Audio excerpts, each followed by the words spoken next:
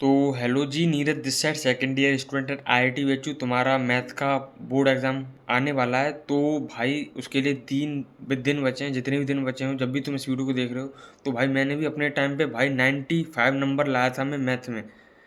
तो तुम भी ला सकते हो भाई। अब जो 3 दिन बचे हैं भाई, जो मैं 3 दिन बताऊंगा कि भाई तुम्हें कैसे कैसे क्या करना है, कितने घंटे देना है, किस चीज़ को प्रायोरिटाइज करना है, किस चैप्टर को लेना है, क्या क्या इंपॉर्टेंट टॉपिक्स हैं भाई। इन 3 दिन में भाई इसको अगर तुम करके चले जाओगे तो भाई तुम 20 से 30 नंबर का जंप ले सकते हो। अगर नहीं करके जाओगे तो भाई बाद में एक दिमाग में रिग्रेट ही रहेगा, अगर भाई मैं करके चला जाता तो भाई मेरे नंबर थोड़े से इंक्रीज हो जाते। जब भी जो भी तुम्हारा करंट लेवल ऑफ प्रिपरेशन है उससे तुम अपलिफ्ट करोगे ही करोगे, ये मेरी गारंटी है। इस वीडियो को ढंग से फॉलो करना, इस वीडियो को पूरा देखना, चाहे 2x पर देखो मगर पूरा देखो। और एक सब्सक्राइब कर देना प्लीज़। इस एफर्ट के लिए भाई मैंने 1 घंटा दिया इसको भाई पूरा बनाने में, एनालाइज वगैरह करने में। तो भाई एक सब्सक्राइब और लाइक तो कर ही सकते हो वीडियो को। और जो भी तुम्हारे डाउट है उसको कमेंट में डाल देना, और जो भी तुम्हारा टारगेट स्कोर है जो तुम लाने वाले हो मैथ में, वो भी कमेंट कर देना, जिससे कि हमारी ऑथेंटिसिटी पता चले। ना किसी देरी के वीडियो को शुरू करते हैं। तो मतलब कि जब भी भाई तुम पेपर दे रहे होगे तो भाई ढंग से कॉपी भर के आना। मैंने भी भाई क्लास 12th जब मेरा मैथ का पेपर था तो मैंने भाई बी कॉपी ली थी। भाई साइड वाले देख रहे हैं, देखने दो भाई, ढंग से लिख के आओ। जो भी तुम्हें आता है, जो भी तुम्हारे चैप्टर से इम्पोर्टेंट है भाई, जो भी अभी मैं बताऊंगा, और तुम्हारी जितनी प्रिपरेशन है, अगर भाई तुम अरे कम भी प्रिपरेशन है तब भी तुम इस वीडियो को देख के अगर इसको फॉलो कर लोगे तुम अच्छे मार्क्स ले आओगे। तो शुरू करते हैं भाई। 3 दिन में भाई तुम 50+ ला सकते हो आराम से। तो डे 1 में भाई मैं तुम्हें बताऊंगा कि मतलब कि हाई वेटेज चैप्टर्स पर ही फोकस करना है, और उनके जो फॉर्मूलाज हैं उनको मास्टर करना है, सीधी सी बात। तो टारगेट चैप्टर तुम्हारे क्या क्या होंगे, उसमें तुम्हारा डिफरेंशियल कैलकुलस आ जाएगा, इंटीग्रल कैलकुलस और लीनियर अलजेब्रा। तो डिफरेंशियल कैलकुलस में वही continuity and differentiability, application of derivative, भाई जिसमें फॉर्मूलेज हैं उनको भाई रट के चले जाना, मास्टर करके चले जाना, लिख लिख के प्रैक्टिस कर लेना। भाई फॉर्मूला ही लिख के आ जाओगे कुछ तो वो नंबर दे देगा, या वैल्यू वगैरह जो भी लिख के आ जाओगे कुछ तो वो नंबर दे देगा। भाई एटलीस्ट फॉर्मूले तो ढंग से याद करके चले जाना। अगर फॉर्मूले बेस्ड क्वेश्चन है वो तो गलत ना हो, वो सबसे बड़ा पाप होता है अगर तुम फॉर्मूले बेस्ड क्वेश्चन को गलत करके आ रहे हो। फिर तुम्हारा indefinite and definite integral, area under curves. तो फिर है तुम्हारा मैट्रिक्स एंड भाई, ये भी बहुत इंपॉर्टेंट चैप्टर्स है भाई, इनको ढंग से भाई कर लेना। कर नहीं क्या कोई चैप्टर छूट रहा है फॉर्मूले बेस्ड, फॉर्मूले लेवल पर तो करके चले जाना। फिर भाई मैं इसमें 3 चीज़ बताऊंगा तुम्हें हर डे में, कि तुम्हारे टारगेट चैप्टर क्या होने वाले हैं, टास्क फॉर द डे क्या होगा, और तुम कितना टाइम अलॉट करोगे। तो टास्क फॉर द डे भाई, रिवाइज ऑल द फॉर्मूलाज। तुमने पढ़ रखा है तो भाई रिवाइज कर लो, नहीं पढ़ रखा है तो वन शॉट देख लो NCERT वाला से। Standard result from the NCERT पर ही स्टिक रहो। सॉल्व, अगर तुम्हारी अच्छी प्रिपरेशन है तो तुम एग्जाम्पलर पर जंप कर सकते हो। Solve the 1 to 3 previous year question तो भाई तुम्हें सॉल्व करने ही है इन टॉपिक से। Focus on NCERT example and exercise, most word question come from, भाई सिमिलर ही आते हैं, कोई नया पेपर उठ के नहीं आ जाता है भाई। Identify the common mistakes and about the calculation error, भाई कॉमन मिस्टेक्स और मतलब कि जो भी तुम कैलकुलेशन एरर वगैरह कर रहे हो भाई उसको आइडेंटिफाई करो और उसको इम्प्रूव करने की कोशिश करो, ये जो गिवन टाइम बचा है। तो टाइम डिवीजन क्या क्या हो, 4 से 5 घंटे तुम्हें लर्निंग और रिवाइजिंग फॉर्मूला देना है, और की जो मतलब कि NCERT की जो एक्सरसाइज है और 2 एग्जाम्पल्स हैं उनको सॉल्व करने हैं। और 2 घंटे तुम्हें प्रीवियस ईयर क्वेश्चंस को सॉल्व करने के लिए देना है एक दिन में। अभी जो दिन बचे हैं, ठीक है, तो यहाँ पे तुम्हारे के 5 और 2 7 घंटे हो गए, और एक 8 घंटा मतलब कि, और तुम और इनपुट दोगे तो भाई तुम्हारे नंबर आर्च को तुम बढ़ाओगे तो भाई तुम्हारा मार्क्स भी बढ़ जाएंगे। तो भाई जितना तुम डाल सकते हो, एफर्ट डाल सकते हो डालो, एंड टाइम पे डाल सकते हो भाई तुम। तो 1 घंटे में फिर तुम एनालाइज करो mistakes, revising the weak areas. जो भी तुम्हारे अब वीक एरियाज हैं उनको एनालाइज कर सकते हो, और जो तुम कैसी कैलकुलेशन मिस्टेक्स या जो भी माइनर मिस्टेक्स कर रहे हो उसको देख सकते हो। फिर डे 2 में देखेंगे ये जो मतलब कि focus on important topics and simple papers. तो टारगेट चैप्टर्स क्या होंगे तुम्हारे, वेक्टर 3D हो गया, probability and linear programming and relation and function. और कोई चैप्टर छूट रहा हो तो भाई देख लेना, उसको ऐड कर लेना किसी में भी। तो अगर कोई सिलेबस के बाहर भी हो तो उसको छोड़ देना, मुझे मैं जनरल वीडियो बना रहा हूँ।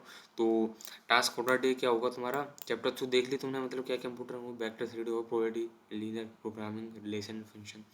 फिर तुम्हारा task of the day solve NCERT based examples and important question. वही सेम है भाई, एनसीईआरटी तो must attempt 1 full length sample paper 3। भाई सैम्पल पेपर तो तुम्हें करके ही जाना है, जिससे कि तुम्हें टेम्परामेंट पता चले, तुम 3 घंटे की सेटिंग में बैठ सको, कि तुम्हें थोड़ा अनकंफर्टेबल ना हो कि भाई 3 घंटे बैठ रहा हूँ। ऐसा नहीं भाई, तुम्हें 3 घंटे बैठ के कंफर्टेबल एक पेपर देना है। Analyse the mistakes and understand where the marks, तुम्हारे कहाँ मार्क्स कट रहे हैं सैम्पल पेपर में देखो, अगर उसका सॉल्यूशन देखो। अगर नहीं समझ में आ रहा है तो रट के चले जाओ, अगर वो ज़्यादा इंपॉर्टेंट क्वेश्चन है तो। अगर वो बहुत बार प्रीवियस ईयर में आ चुका है तो go through the important concepts and miscellaneous exercise in the NCERT. भाई जो मिसलेनियस एक्सरसाइज होती है उसको भी तुम अटेम्प्ट करना जरूर से जरूर। फिर टाइम डिवीजन क्या होगा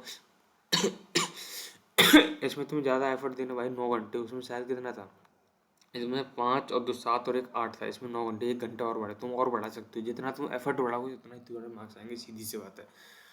तो 4 से 5 घंटे में तुम्हें मतलब कि सॉल्व करना है एनसीईआरटी। और रिवाइजिंग तक की कॉन्सेप्ट उसके रिलेटेड नहीं पढ़ा है तो उसको पढ़ लेना, और क्वेश्चन ढंग से करके चले जाना एनसीईआरटी की मिसलेनियस और जो नॉर्मल एक्सरसाइज होती हैं। तो 3 घंटे में भाई अटेम्प्ट द सैम्पल पेपर, जो 3 घंटा होगा डे 2 का, उसमें तुम्हें एक सैम्पल पेपर अटेम्प्ट करना है। और फिर भाई 1 घंटा तुम्हें अपनी मिस्टेक्स को रिव्यू करना है, तुम कैसी कैसी गलतियाँ कर रहे हो।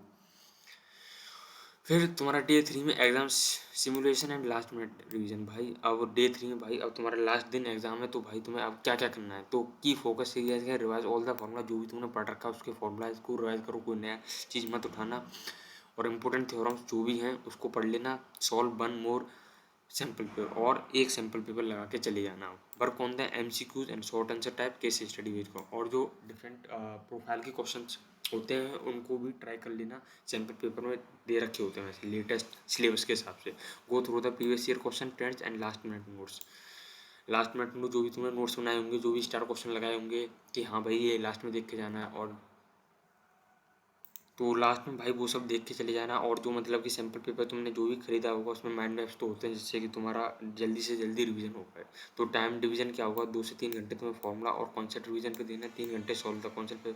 सैम्पल पेपर तो मस्ट है भाई, 3 घंटे तुम्हें पता चले कि हाँ मैं कंफर्टेबल हूँ, मैं लिख पा रहा हूँ 3 घंटे बैठ के, बोरियत महसूस ना हो। तुम 2 घंटे में भाई वो सब मतलब कि तुम्हारा रिव्यूइंग द वीक एरियाज, क्या तुम्हारे अभी वीक एरियाज रह गए उनको इम्प्रूव करो। Relaxation and mental preparation. Mental preparation में भाई तुम मेडिटेशन कर सकते हो फोकस बढ़ाने के लिए, मतलब कि मंदिर जा सकते हो, मतलब कि भजन वगैरह सुन सकते हो। तो रिलैक्स करो भाई, लास्ट डे है, जो भी तुमने पढ़ा है उसको कॉन्फिडेंटली अपने माइंड को में रिटेन करने के लिए थोड़ा मेंटल प्रिपरेशन भी ज़रूरी है। इसके लिए तुम मेडिटेशन कर सकते हो, भजन वगैरह सुन सकते हो, जो भी है। Bonus tips to high scores, stick to the NCERT. 90% question जो तुम्हारे एनसीईआरटी से ही आते हैं, और जो 10% होते हैं वो टॉपर्स को डिफाइन करने के लिए होते हैं, तो उस पर तुम्हें फोकस नहीं करना है। तुम्हें बस 20% एफर्ट से 80% लाना है भाई। टाइम मैनेजमेंट क्या रहेगा, अटेम्प्ट इजी क्वेश्चन फर्स्ट। भाई फर्स्ट गो में जितने भी तुम्हारे इजी क्वेश्चन है, फॉर्मूला बेस्ड क्वेश्चन है, जो तुम्हारे चैप्टर पढ़ रखे हैं उन पर ट्राई करना प्लीज़, उन पर स्टिक रहना। Then go to the lengthy part, जो लंबे क्वेश्चन है फिर उस पर जंप करना। प्रेजेंटेशन मैटर्स भाई, प्रेजेंटेशन पर मैंने एक वीडियो बना रखी है, प्लीज़ उसको देख लेना अगर नहीं देखी है तो। इसमें बता देता हूँ भाई, right step by step answer neatly. भाई साफ लिखो, जो भी लिख रहे हो भाई काटा पीटी मत करो, जो आता है पहले वही लिखो, क्योंकि तुम्हारा फर्स्ट इंप्रेशन ही लास्ट इंप्रेशन मैटर करता है। Don't skip the steps. भाई जो तुम लिख रहे हो हर एक स्टेप्स को एक्सप्लेन करो, स्टेप बाय स्टेप चलो, ऐसा डायरेक्ट जंप मत कर जाओ कि मतलब कि इसके बाद ये क्या है। तो sleep well before the exam. भाई स्लीप बहुत इंपॉर्टेंट है भाई, ऐसा मत करो कि भाई पूरी रात जग के जा रहे हो, वो तब होगा भाई एटलीस्ट तुम पढ़ के नहीं जा रहे हो भाई कुछ भी, तुम सोच रहे हो एक दिन में कर लूँगा, नहीं होगा भाई वो। तुम्हारा भाई मेंटल हेल्थ भी हैम्पर होगी, जो तुम पढ़ के जा रहे हो रात में वो भी तुम ढंग से नहीं कर पाओगे इधर। तो भाई स्लीप तो ढंग से लेके जाना। Don't over stress. भाई कुछ नहीं है, ओवर स्ट्रेस मत लो, मतलब कि ट्रस्ट योर प्रिपरेशन, जो भी तुमने प्रिपेयर किया तुमने अच्छी तरीके से प्रिपेयर किया, जितना तुमने पढ़ रखा उसको फोड़ कर आओ। तो ये तो मतलब मेरे वीडियो से रिलेटिंग था भाई, तुम कर सकते हो भाई इन सब चीज़ों को फॉलो करना। और कोई भी दिक्कत हो डाउट में मतलब कि कमेंट में पूछ सकते हो, और इस वीडियो को बनाने के लिए भाई एक सब्सक्राइब तो कर ही सकते हो।